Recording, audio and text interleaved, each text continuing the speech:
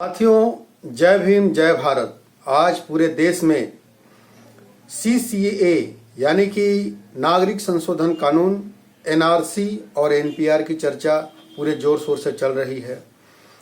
और मैं खास करके हमारे SC ST OBC जो भारत के मूल निवासी हैं उनको यह बात मैं समझाना चाहता हूं कि इन तीनों चीज़ों का विरोध हमें क्यों करना चाहिए।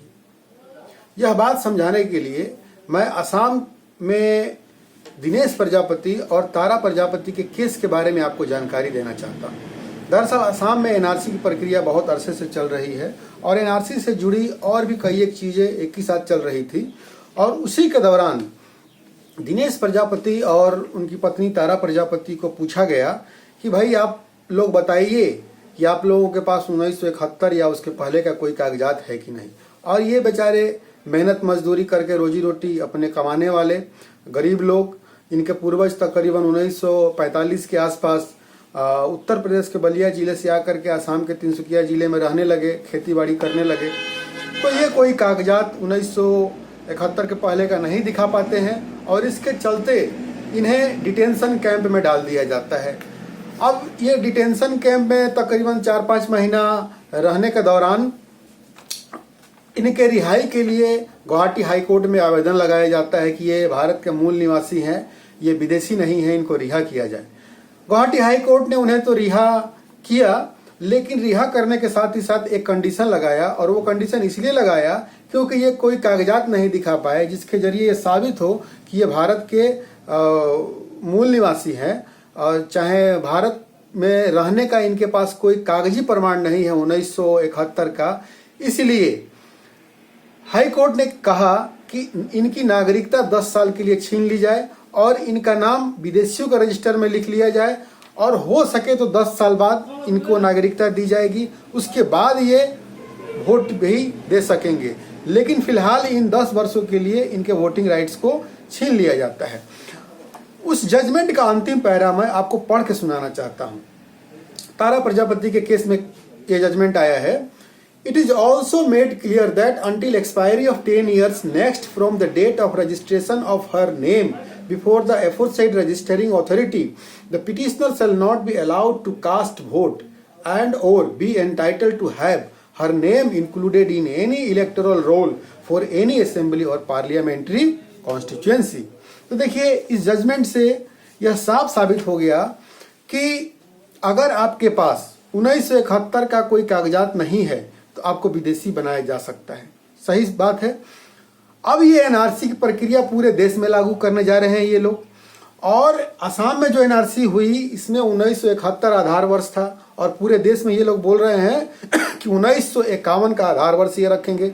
तो जाहिर सा बात है, जब NRC होगी तो हमारे भारत के जो SC ST OBC जो यहाँ के मूल निवासी हैं वो 1951 के समय का या उससे पहले का कोई कागजात दिखा ही नहीं पाएंगे। अब वो नहीं दिखा पाएंगे तो उनका नाम विदेशियों के रजिस्टर में आएगा। और ये बोल रहे हैं कि चिंता करने की बात नहीं है, हम CAA कानून लाए हैं, उसके जरिए इनका नाम हम फिर से नागरिकता में ला देंगे। अब ये NRC और CCA का विरोध हुआ तो ये NRC को छोड़ करके NPR लेकर के आए। NPR में वही कहानी दोहराएंगे, पूछेंगे कि भाई आप अपने बाप दादाओं के नाम बताइए और उनके कुछ डॉक्यूमेंट्स और प्रमाण दीजिए। अगर हम नहीं दे पाते हैं या फिर उन्हें डाउट होता है तो फिर से ये हमें डाउटफुल कैटेगरी में डाल देंगे और डाल करके कहेंगे कि देखिए भाई आपने साबित नहीं कर पा रहे हैं कि आप इस देश के नागरिक हो, इसीलिए आपको विदेशी के कैटेगरी में हम रख रहे हैं और विदेशी के कैटेगरी में रखेंगे और CCA के जरिए आपको नागरिकता देंगे। तो बात समझिए, ये करना क्या चाह रहे हैं आखिर, ये सारा षड्यंत्र आखिर ये लाना क्यों चाह रहे हैं। दरअसल लाना इसलिए चाह रहे हैं कि पूरे भारतवर्ष में SC ST OBC जो कि भारतवर्ष के मूल निवासी हैं, इसकी एक बहुत बृहद तौर पे एक आंदोलन चल रहा है। और हमारे SC ST OBC के भाई ये भी ये बात को समझ भी रहे हैं कि वे इस भारत के मूल निवासी हैं। तो अब ये क्या करना चाहते हैं, हमारा झूठा इतिहास लिखना चाहते हैं भविष्य के लिए और हमें विदेशियों के तौर पे स्थापित करना चाह रहे हैं इतिहास में। ये कैसे करना चाह रहे हैं, अब वाकई है जब NRC होगी बा NPR में जब हम 1951 के या उससे पहले का कोई कागज पत्र नहीं दिखाएंगे तो वाकई ये हमारा जो नाम है विदेशियों के डाउटफुल रजिस्टर में डाल देंगे और बोलेंगे कि देखो भैया तुमने 1951 या इस देश के तुम नागरिक हो ऐसा तुमने कोई प्रमाण नहीं दिया, इसीलिए तुम विदेश से आए हो ऐसा मालूम हो रहा है। तुमको नागरिकता मिलेगी लेकिन सीसीए के जरिए मिलेगी, और इससे भविष्य का एक इतिहास बनेगा कि भारत के जो मूल निवासी SC ST OBC हैं वो विदेश से आए हुए हैं, उनको नागरिकता भले मिल जाए लेकिन वो विदेशी हैं, यहाँ के मूल निवासी नहीं हैं। और जो वाकई जो बाहर से जो लोग आए हैं इस देश में, उनके पास तो 1951 का कागजात होगा, नहीं भी होगा तो बनवा लेंगे और बनवा के दे देंगे। तो जो बाहर से आए हुए लोग हैं उनका इतिहास भविष्य के लिए स्थापित होगा कि ये मूल निवासी हैं, और हम जो SC ST OBC के जो लोग हैं ये भविष्य का हमारा इतिहास बनाएंगे कि हम विदेश से आए हैं, हम यहाँ के मूल निवासी नहीं हैं। तो ये हमारा झूठा इतिहास लिखने का ये षड्यंत्र है।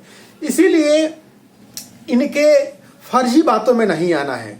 खास करके हमारे SC ST OBC भाई ये बात समझे, ये जो लड़ाई है जिस तरीके के हमें दिखाया जा रहा है कि मुसलमानों के खिलाफ हो रही है, ये मुसलमानों के खिलाफ नहीं है, ये लड़ाई हमारे खिलाफ है, हमारे इतिहास के खिलाफ है, हमारे अस्तित्व के खिलाफ है। इसीलिए भारत के SC ST OBC जो मूल निवासी समाज है इसको एक होकर के मुसलमानों का साथ देना चाहिए, और अल्पसंख्यकों जितने भी लोग हैं उनको एक होकर के, SC ST OBC और माइनॉरिटी को एक होकर के इस NRC NPR और CCA कानून, इन तीनों का विरोध बृहत्तर तौर पे करना चाहिए और इसको कभी कामयाब नहीं होने देना चाहिए। नहीं तो हम हजारों साल से गुलाम रहे हैं। हमारे लोगों का जो बौद्धिक स्तर है वो हम सभी जानते हैं, और ये हमारे और भी 10,000 या फिर आने वाले भविष्य के लिए फिर से गुलाम बनाने का ये षड्यंत्र रच रहे हैं। हम जानते हैं कि संविधान लगभग अब समाप्ति के कगार पे है, वो समाप्त होने वाला है, लेकिन ये बात हमारे भाई बहन नहीं समझ रहे हैं। दुख की बात है। जो भी हो, मैं इस वीडियो के जरिए आप सभी को NRC NPR और CCA कानून के दूरगामी परिणाम क्या हो सकते हैं इसके बारे में आप सभी के साथ मेरा जो अनुभव है उसको मैंने साझा किया। आसाम में जो ये दिनेश प्रजापति और तारा प्रजापति का केस है, सिर्फ यही 2 व्यक्ति का केस नहीं है, इस तरीके का केस हजारों और लाखों लोगों के साथ यहाँ हुआ है, और यही पूरे देश में हमारे समाज के साथ होने जा रहा है। इसीलिए मैं आप सभी से आग्रह करता हूं, अनुरोध करता हूं कि SC ST OBC और माइनॉरिटी के लोग एक होकर के इस CCA NPR और NRC का पुरजोर विरोध करें और अपना इतिहास बचाएं, अस्तित्व बचाएं, भविष्य बचाएं। जय भीम, जय भारत।